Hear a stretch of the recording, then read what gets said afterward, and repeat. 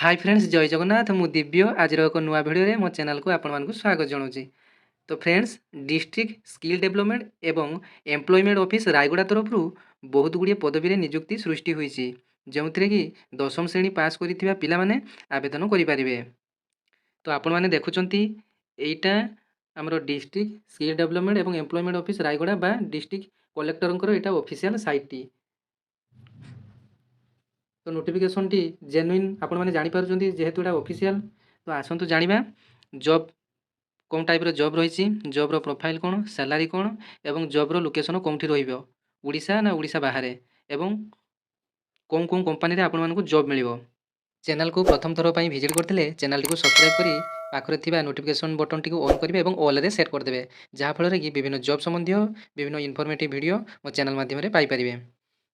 तो आसतु जाना ये जॉब रो प्रोफाइल कौन आपण मैंने जानते जे सारा देश में तथा ओडिशा रे बेरोजगारी हार केते मात्रा रे बढ़ी चली। तो से बेरोजगार मान युवक मानू किसी रोजगार देवाई आमर जिला नियोजन कार्यालय रायगड़ा एवं सीस सीस हूँ एक भारत सरकार एक स्वीकृति प्राप्त कंपनी जहाँकर मिलित उद्यम बेरोजगार युवक मानक एक नियुक्ति शिविर रायगड़ा ठारे प्रत्येक ब्लॉक रे अनुष्ठित होगा जाऊँगी। तो आसतु जाना प्रथम पदवीर नाम ना प्रथम साधारण पदवी रही जो थे 250 टी पोस्ट रही एपाई आपंकर शिक्षागत योग्यता दशम पास बा फेल होता आवश्यक। बयस आपंकर 19 ରୁ 40 वर्ष उच्चता आपंकर 167.5 मीटर होता आवश्यक और ओजन आपंकर 56 ରୁ 90 किलो होता आवश्यक और वेतन आपंकर कार्य दक्षता अनुसार 14,000 ରୁ 25,000 रखा जाइए।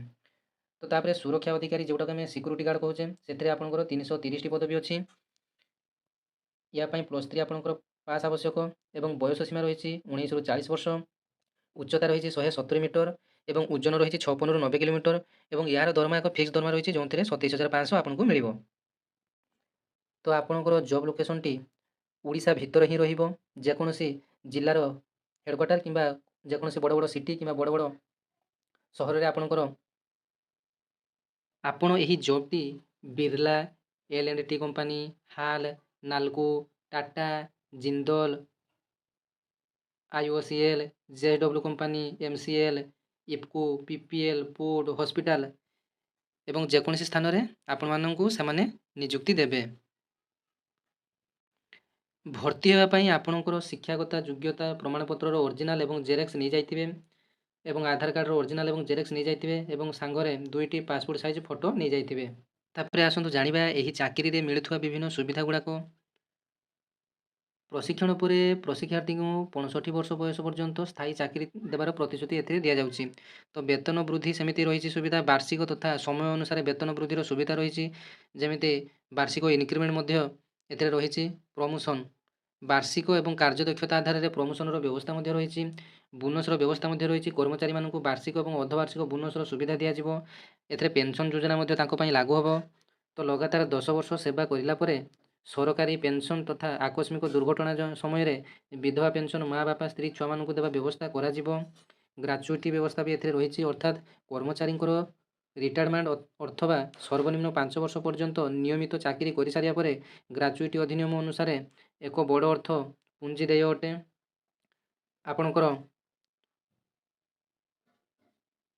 प्रोविडेंट फंड रे आपणकर पैसा जमा करेंगे कर्मचारी दरमार 12% और सही परिमाणर अर्थ कंपनी तरफ कर्मचारी एकाउंट रे प्रति मास जमा कराए अर्थात आपंक सैलरी 12% कंपनी काटे और कंपनी आउ 12% दब जिते आप रिटायर करेंगे। तो आपन को ये प्रोविडेंट फंड माध्यम आपन को बेनिफिट मिल। तो आपंकर मेडिकल सुविधा रोचे कर्मचारी एवं तांको पत्नी पिला माँ बापा को मागणार मेडिकल सुविधा दिज्व। तो ये इन्शुरांस सुविधा रही प्रत्येक कर्मचारी को असमय मृत्यु होगा पर परिवार को 1 लाख टंका कि अधिक परिमाणर अर्थ 72 घंटा मध्य कर्मचारी घर उपलब्ध कर व्यवस्था रही ए लोन नंबर व्यवस्था रही एवं पिला शिक्षा व्यवस्था मागणार पढ़ाइबार व्यवस्था रही। आपन को जदि यही जॉब संबंधी कौन सी डाउट थाए तो आप जोगाजोग करेंगे निम्नलिखित नंबर माध्यम।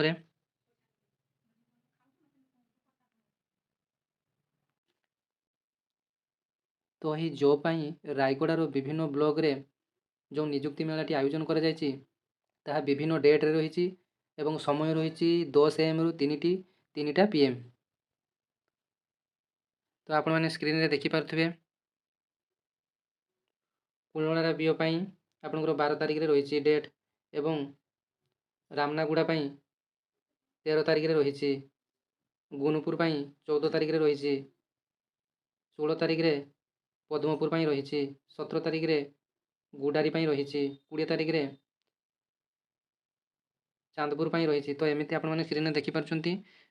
ତ ଏହି ନିର୍ଦ୍ଦିଷ୍ଟ ଡେଟ୍ରେ ଆପଣ ଯେଉଁ ବ୍ଲକରେ ହେଇଥିବେ ଆପଣଙ୍କର ସମସ୍ତ ସାର୍ଟିଫିକେଟ୍ ସହିତ ସେଠାରେ ଉପସ୍ଥିତ ହେବେ।